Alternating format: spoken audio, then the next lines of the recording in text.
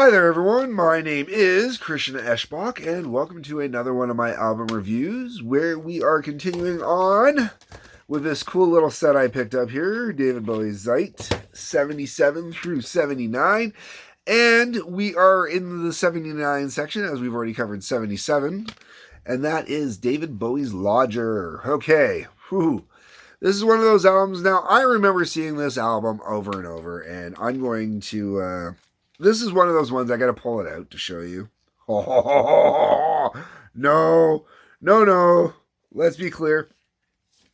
This is YouTube. You can have your double entendre, but I'm not whipping it out. All right, let's whip it out. This is the whole album cover right here. Okay, this is the way it's supposed to look. All right, good. So, The Lodger. What do I think of The Lodger? Okay, let's get into this album. The album opens up with Fantastic Voyage. Just sets up the whole album to kind of feel like it's a concept album. I don't know if it's actually meant as a concept album or not. It kind of feels like it is. It feels like it's the story of someone traveling about, experiencing life in the world. And the reason why it's called The Lodger is, they're the lodger at these particular spots they stop at while they're traveling, right? Like, simplified. That's about the extent of how I'm going to say that this is a concept album to me. Maybe it was meant that way. Maybe. To me, it feels like it was supposed to be. Especially when I go get into some of the songs and that, just by the song titles and stuff. But I can't say for sure if it was actually meant that way or not, or if it's just kind of a collection of songs that gives an overall theme and vibe. So we'll go with that. The Lodger. All right. Now, as I just said, Fantastic Voyage kicks it off. That's what kind of gives off the vibe. Kind of gives a story of, heading out because it makes life better. That goes into African Night Flight. This one's weird.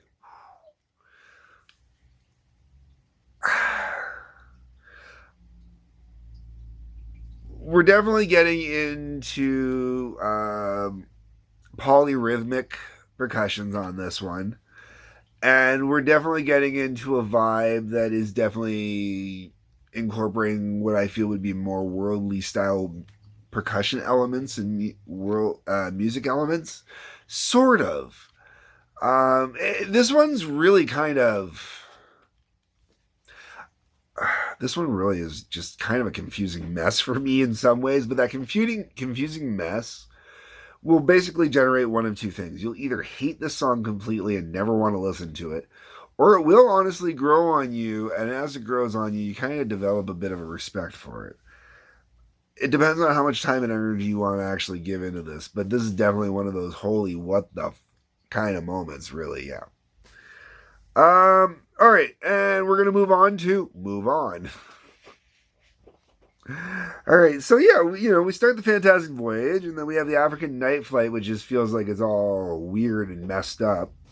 And then we're just gonna move on from there. At this point, I'm already slightly tuning out on this album because there just seems like African Night Flight, while it does seem different, it doesn't at the same time. Like, it feels like everything at this point is kind of being borrowed from everywhere, and it's kind of like Bowie's been inspired, but it feels uninspired, if that makes sense. And it just doesn't... I'm not getting really into this yet. Then we get to Yassassin, Turkish for long live. That's what it says. Yassassin in Turkish for long live. This one has a Middle Eastern vibe to it. I do enjoy listening to it while the album's going, but overall, not a song that I'm overly into.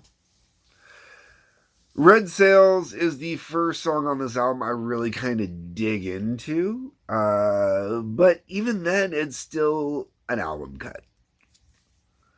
DJ. Okay. This one could have been a radio hit. This one is probably the most commercially song on the album. Is, I think, the one that would have been most successful as a single. It's fun, it's bouncy, and like all great Bowie songs, you can dance to it. But that's kind of that. Look Back in Anger. This one kind of feels Beatles-esque, almost Abbey Road-ish. That's how I'd go with it. Boys Keep Swinging. This one hasn't aged well for me. In a world where this one's going to sound a little political for the next couple songs, I do apologize. In a world where MGTOW and Red Pill people would have a huge issue with this song, that's where we're at right now. This was a great song to try and help push along second wave feminism, because it talks about how boys have all these advantages. Boys can buy a house, boys can have a bank account, boys can do this, boys can do that. And yes, this was a legitimate thing back then.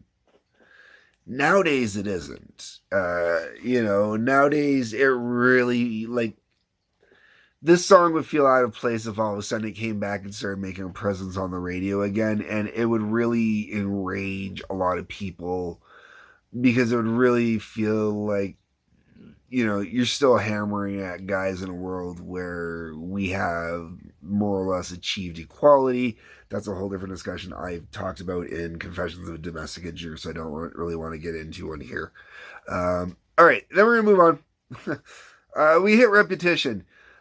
Musically, this one is interesting in a weird way with the sounds and how it's played. It's got an interesting instrumentation to it.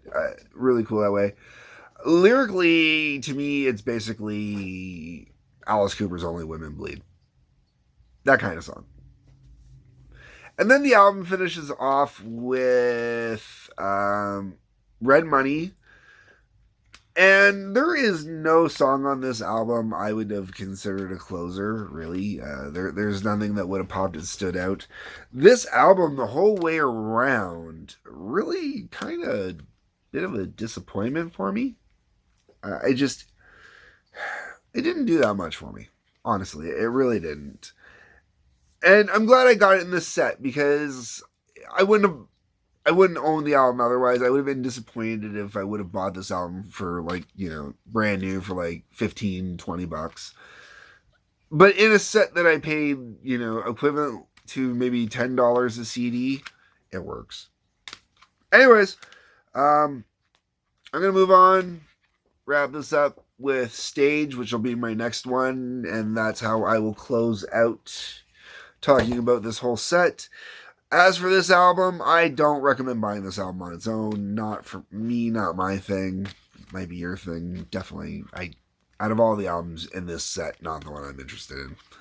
Anyways, folks, leave me your comments. Let me know what you think. While you're going down that way to leave me a comment, you're going to go through the descriptions. You're going to see a link there to go to Patreon. Feel free to send me some money that way. I do have some cool stuff in my Patreon for people that want to subscribe or whatnot. I don't update it too often, but I do have some cool downloads in that there, my own original music and stuff like that, poetry stuff. Anyways, there's a like button, a subscribe button, a bell for notifications. Peace, love, take care.